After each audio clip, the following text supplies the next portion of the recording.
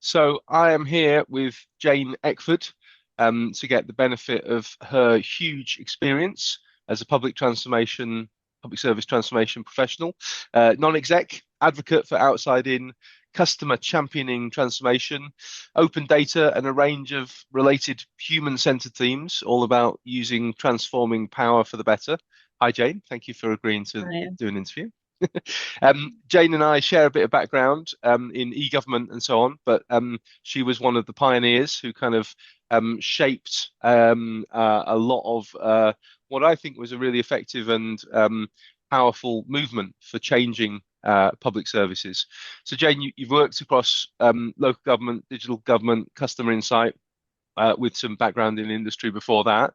For people who don't know your work, how would you summarize your career? What have you spent your career doing? I've spent my career making the most of the opportunity I had and the space I found myself in.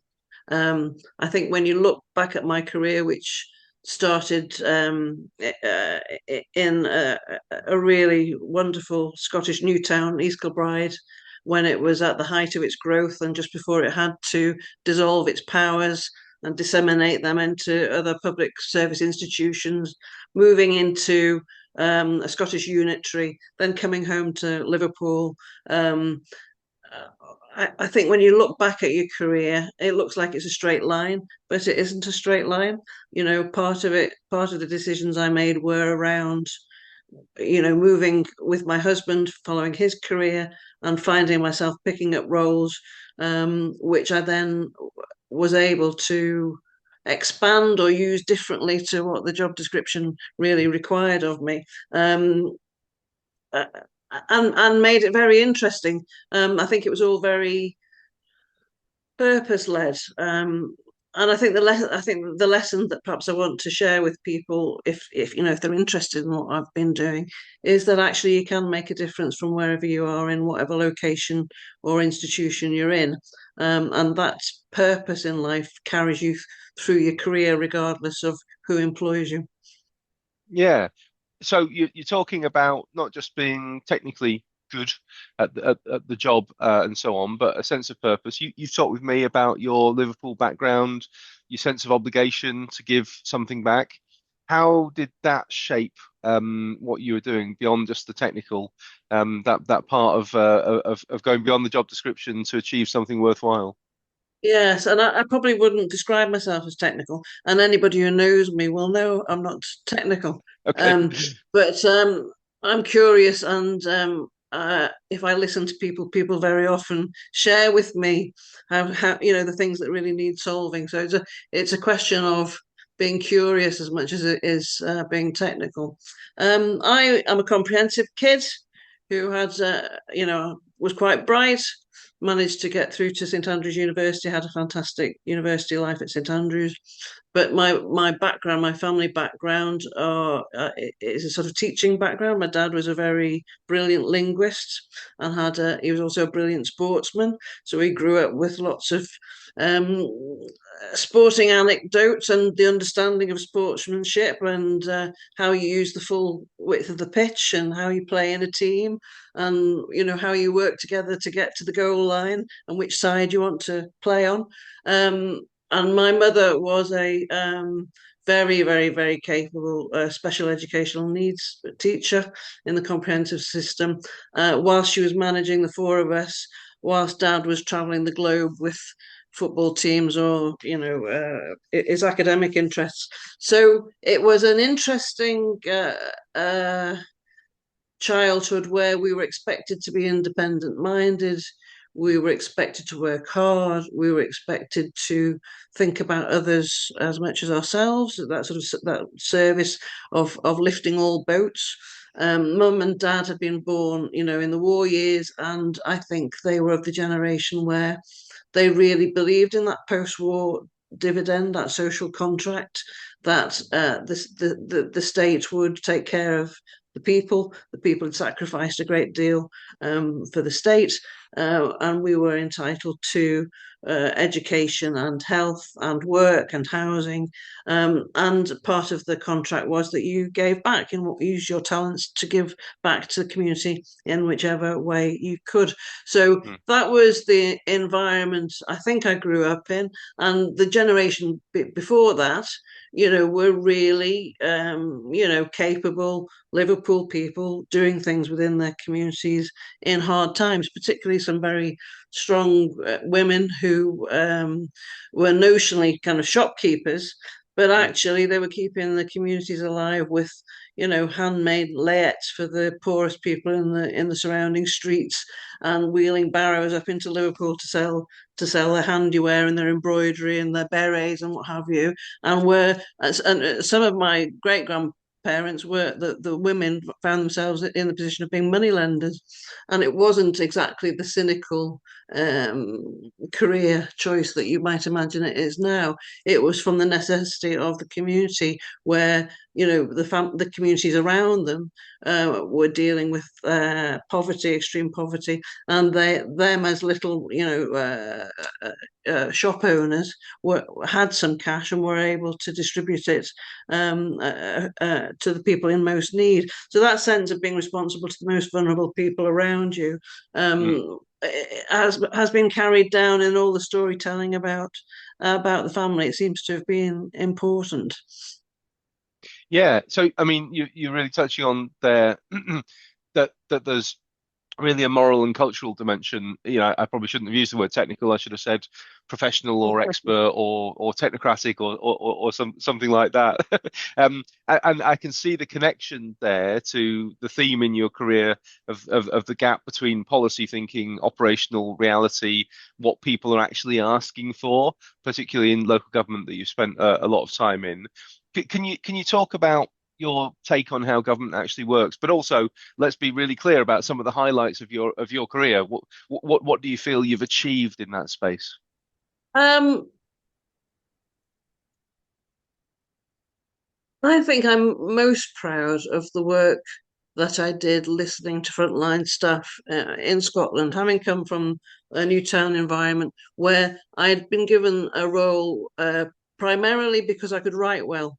So I was the minute taker to all the boards and committees, which gave me a really, really fantastic ringside seat into how a new town worked, how decisions were made, how power sat, how the purpose was about rebuilding a post-war Glasgow and giving housing to the in a new town in East Kilbride, and sort of sitting at meetings with the parliamentary secretaries for the Secretary of State for Scotland, accidentally, just because I could write. That's the thing I love. I love the storytelling.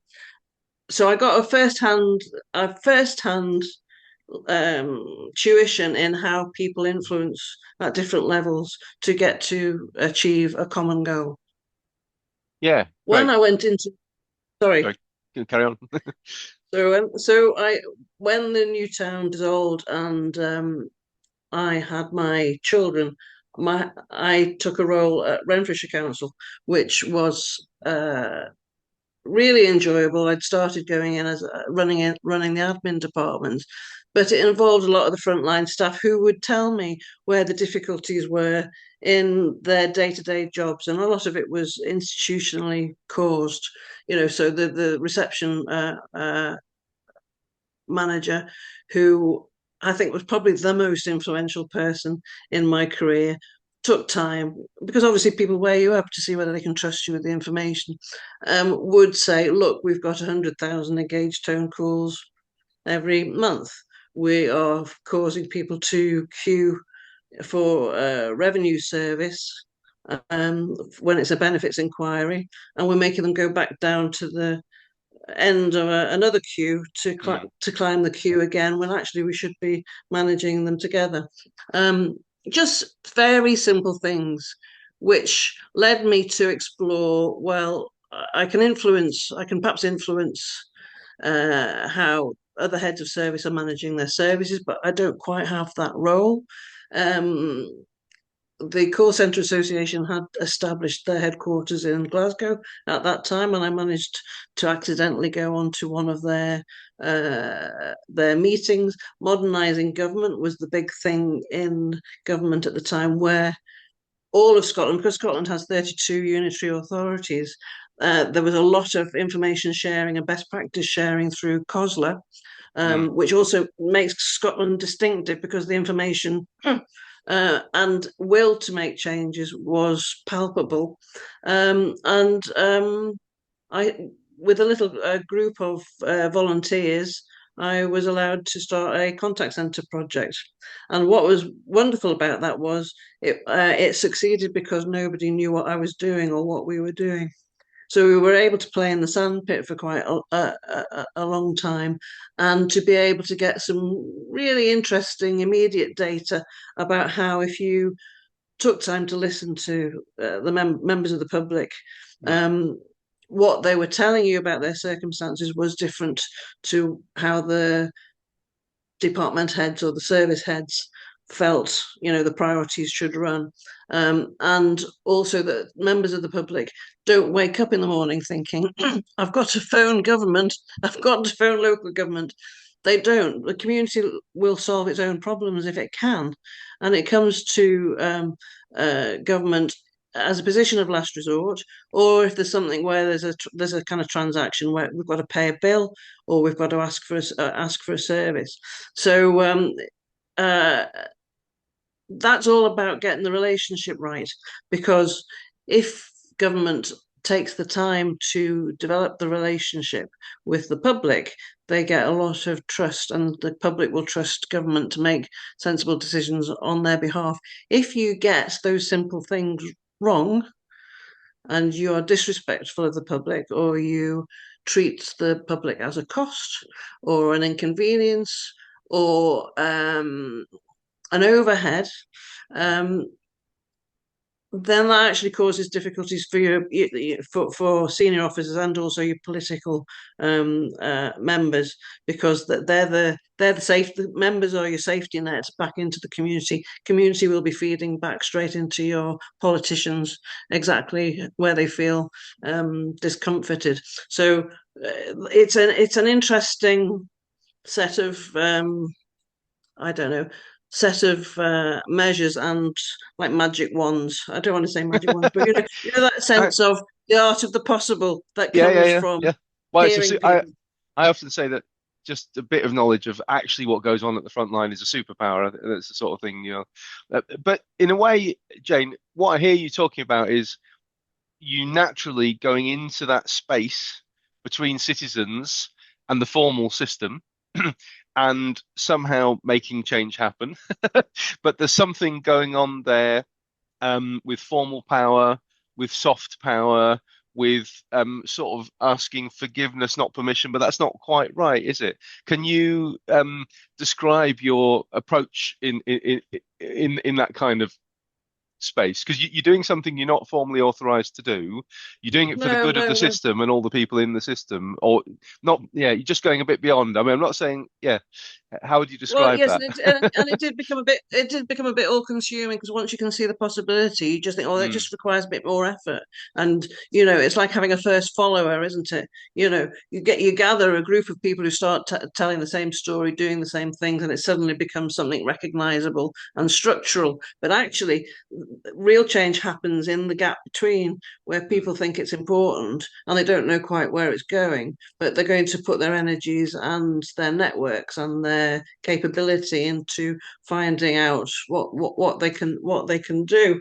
Um, I've lost track of your question there, Well, I'm but but saying this. Yeah, sorry. but There's I was just going to say, mm, go on. something about using some soft power to Yeah. do something that the formal system just isn't seeing as a possibility. I suppose is a good way of putting it, maybe. And, and I think that is where you have to remember you're a human being. It's the human stuff. All of those frontline staff who would share with me, immense insights in a very informal way, without it being programized or institutionalized. were coming to me as part of the community. They were residents, they were citizens, they were people who had families who were being disadvantaged by whatever, careless oversight had happened accidentally over time. And similarly, uh, but that was what they shared with me. So there is this thing about, do you leave behind your own integrity, personality, life story at the door when you Yeah. start work Mm. and become an officer, or is there something broader than that where the actual learning is how you use your lived experience with those institutional tools and powers and structures, and how you influence it to get a better result for everybody. What you're talking about, some people would say, "Oh, well, that's what we do with digital now." Um, but I feel as though there's a gap. You've hinted that digital policy making can get it to be a bit of a closed world, and that we've maybe lost some of the sense of purpose that we had in that period around customer advocacy and the outside in driver to change the organization. Is that right? What do you think we've lost? What do you think we need to regain to reshape things a bit? My feeling with digital is that it's become a bit um, modish. People talk about digital instead of service. Well, digital is just the oxygen you breathe. Digital, Mm, it should be oxygen. My view about digital and the great gift it is to humanity in many ways is that it should allow information to be transmitted amongst the population to who will use it as they will, network as they will, protect their own, knowing that their data is protected, choosing how they interact with each other to create a better community. I think then the possibilities there are endless of a yeah, transformational change in society. What I see in government is trying to apply the technology to old forms of power structures. So it's like the old model of working, and it's top down, and the customer or the citizen or is somewhere at the bottom, a bit like a consumer of the state of restricted state resources. So we've also heard over the last, I would say, 10 years, 10, possibly 15 years, probably corresponding with austerity, the mm, idea of transactional government and the conversation being about user experience and transactions. Um, my experience is that misses the point entirely. If the transactions should be streamlined and sensible and easy for people to use. But we all know that the hard work of improving the actual service sits behind that in the service with the service owners. And we also know that because of financial constraints on government, that perhaps that work's not being done, or it's being outsourced, or that government is being separated from the public yeah, slightly by this digital wall, where you have to the focus is on how you manage the channel or what have yeah, you, um, to get the help you want, but the help that you might be given might be a little bit automated or scripted or siloed. So some of those problems that have always existed in the mm. in the relationship between government and the people still exist, and I'm not sure that they are being addressed. I think we're just transplanting um, a different mechanism of communication, rather than actually a different or improved relationship. This obviously touches on the growing lack of trust between the public and institutions. Um, how much do you put that down to a sort of transactionalizing of digital and moving a change of relationship? What else do you put that down to? Why do you think trust in institutions has eroded? What's changed? Well, there are a number of things, and I have always been driven from a public servant leader kind of proposition. I think the public will look at what's happening on the global, um, across the global landscape to feel that rules can be changed by powerful people, that there is no accountability, that we are forced into decisions that are not of our making, that the results are catastrophic, that communities are hurt and damaged, and we don't quite understand how why that's playing out. We Yeah. know we don't quite have the mechanisms to stop it as individual people, so we start looking after our own communities, not necessarily using government to be the safeguard. We start looking after ourselves and our neighbours. Um, so I think there is a problem there, um, and I don't know quite what the solution is. I think government, in its quest to make cost efficiencies, has found the transactional conversation an easy one to uh, purvey. It's quite a seductive story, isn't it? That we will Mm, save money if we get the transactions right, because all these people need services and we need to do it quicker, cheaper.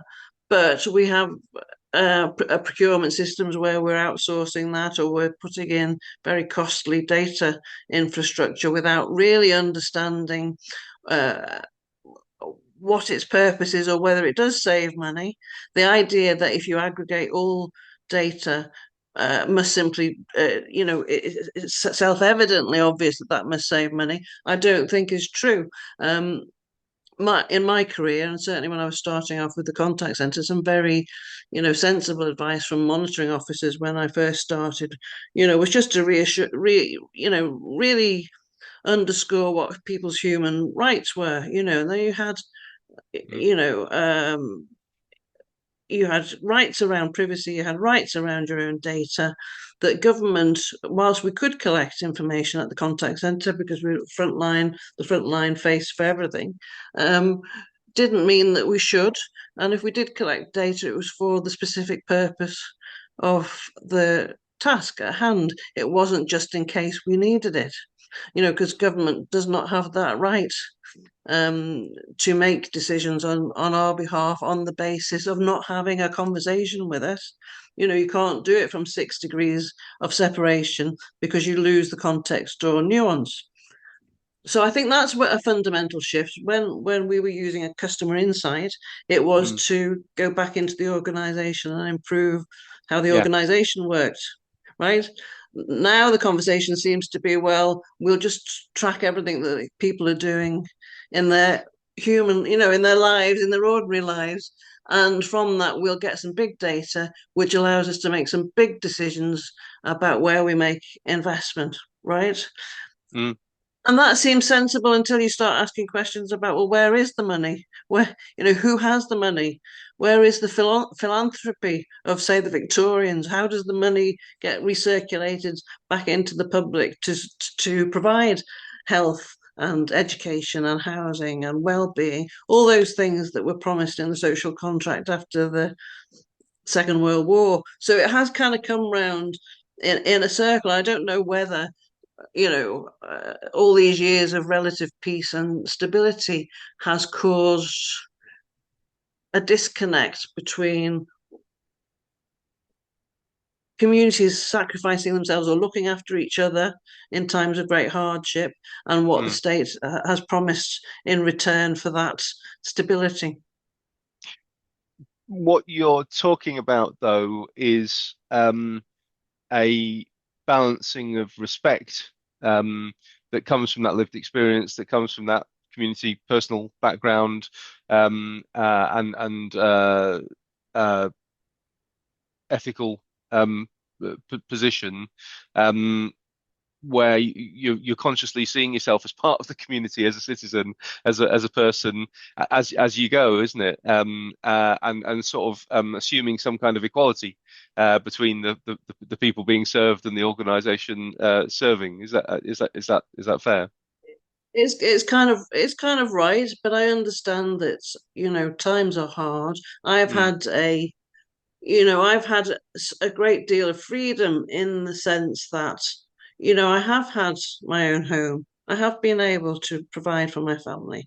I have been able to step outside organisations once I'd run my term. I have mm, been able to be curious and inventive and questioning.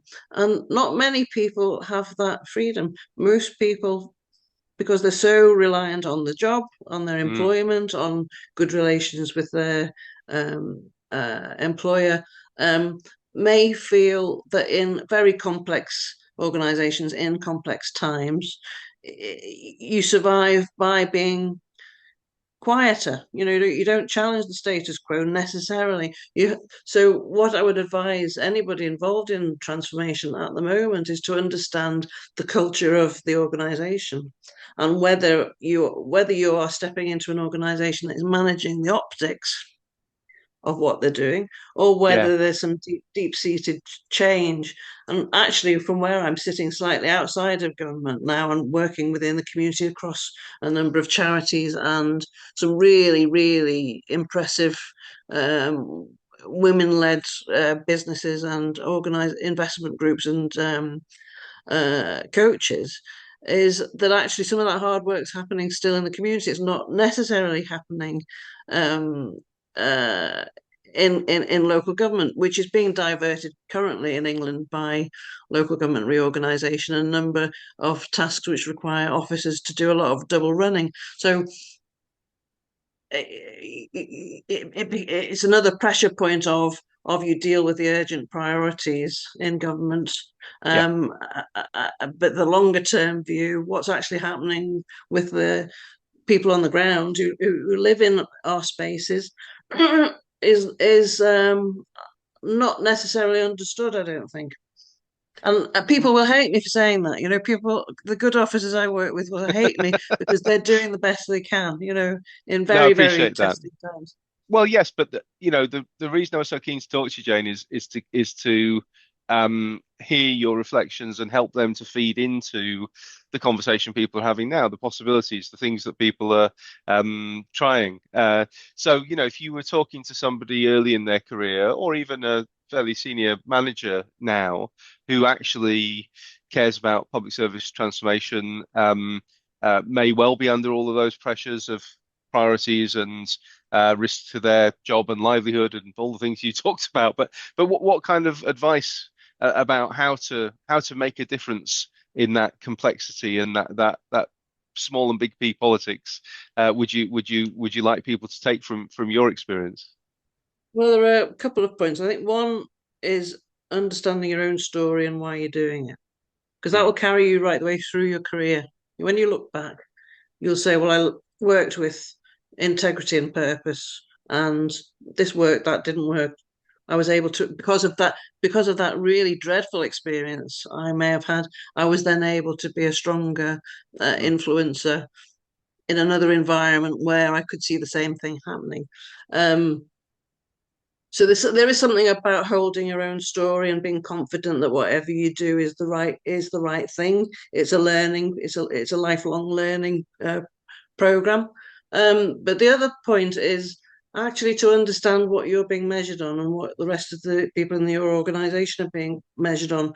Because as a transformation agent, there may be lots of expectations on you, but not on the rest of the organization. And people don't necessarily, if they're particularly under pressure, welcome change. And I think somebody talked about it as an organizational immune system kicking in, that you get people resisting change. So, as a transformation agent, understand whether your role is the business as usual, it's low risk, you know, we'll try things out within the structure, or is it something where you require business cases, which then requires you to argue for resources, clear objectives, clear measures, success measures, learning loops, ensure that there's a learning loop that the Mm, organization commits to, that there's personal development opportunities for you in that role. And then you have wider transformational change, which actually requires the whole organization, the whole culture to be teed up in the right way. Uh, you'd be interested in whether and if there is a landscape review which accurately records where the organisation is before you mm, start, so that everybody's starting from the same point in the story, and then taking it to an objective that everybody's agreed you need to get to.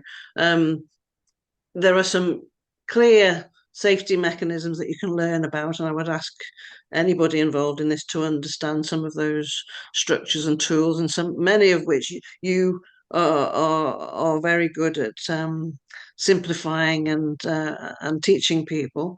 Um, what and sort of it's thing are you also part. referring to there? Sorry. Sorry, what sort of thing are you referring to there?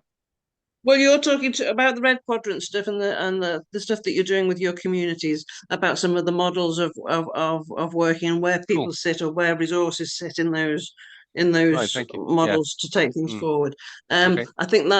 I think that's part of being able to tell a competent story about what you're doing as an individual as well, to be able to point to models because people respond to stories in a different way, and some of those visual tools are kind of quite important to ground the conversations.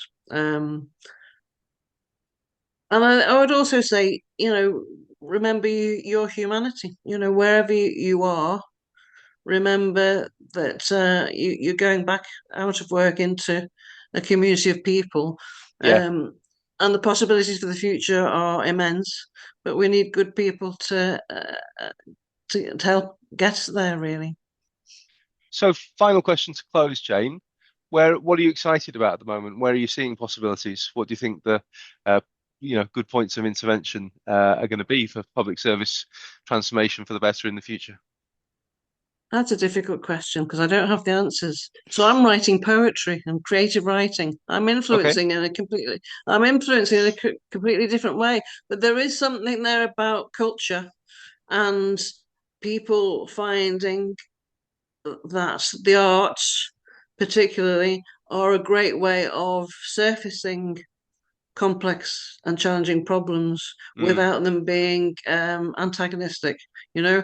So there is a world there where some of the really interesting thinking is happening not within the infrastructure of government, it's happening in the arts or in research and the sciences. So we go back to that learning loop of what's the story? Where do you influence? What are the dots that you can see from your bit of the world that you yeah. can join and share with other people?